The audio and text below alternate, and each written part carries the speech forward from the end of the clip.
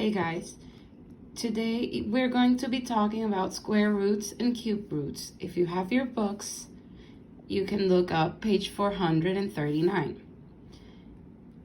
First of all, we have square roots. Square roots are represented with this symbol where you write the number inside, or just this one, okay? The square root of a positive number are always going to be two values. For example, square root of 36 is 6 and negative 6. Why? Because 6 squared equals 36 and negative 6 squared equals 36 also. Okay?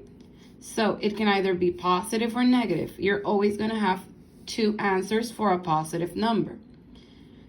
What does finding the square root mean? That you're going to find the value or the number, the integer, that multiplied by the same integer equals the number that's inside the box, that's inside the square root, okay? So when we have 36, we already know that 6 times 6 equals 36. So 6 squared equals 36, right? When we have negative 6 squared is the same thing as 36 because negative 6 times negative 6 equals 36.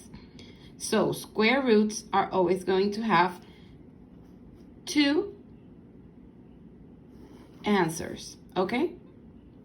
When we talk about the cube root, when we say cube, we're talking about a 3, right? So 3 integers, 3 times the same number is going to give you the number that's inside the root.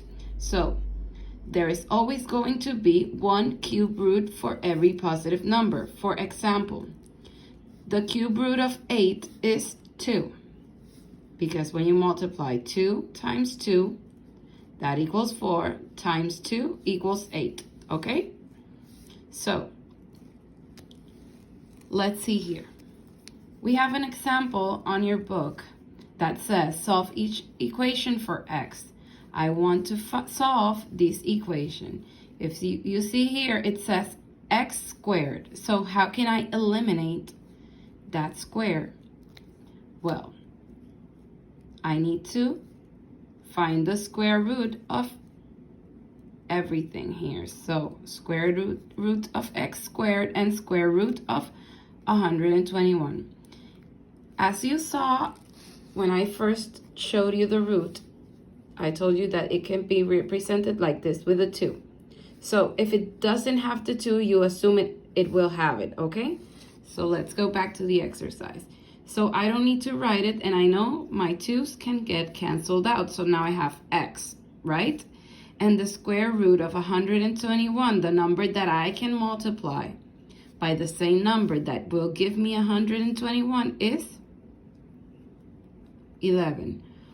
Why positive or negative? Because I told you that when we're talking about squared roots, the one with the 2, it can either be two answers, a positive or a negative one. I hope you got that. Let's review cube roots. It says here that we need to solve the equation for x, and I have x cubed. How can I find the value of x cubed? The same thing, but here I am going to use cube root. So 3 and 3 cancels out, and x equals the number that I will multiply 3 times. That will give me 729. That is 9. Why don't we put a positive and a negative? Because I told you that it is always going to be only one answer, only one number. So 9 times 9 equals 81 times 9, which equals 729.